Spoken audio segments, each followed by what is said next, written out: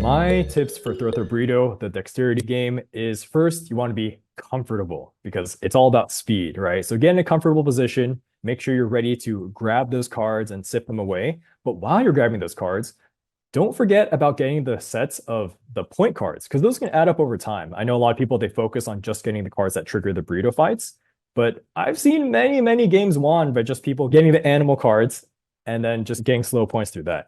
Sometimes you want to go a little bit slower than maximum speed because you want to make sure you're getting points still from those sets, and you want to look at the other people on the table to make sure they're not getting the same sets you are.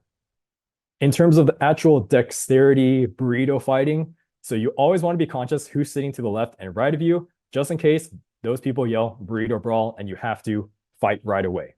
For the burrito war, where everyone's attacking each other, you want contingency plans. You want to plan somewhere to duck, somewhere to dash behind. I like to go under the table if you get thrown at. And also, who's your first target? Because it's really easy to hear, oh, burrito war, grab, throw, get a point.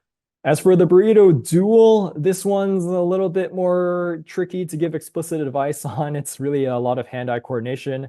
But if you can, request to be somewhere where there's a little bit more furniture, as when you walk away from each other, you'll have possibly more coverage or more things to hide behind.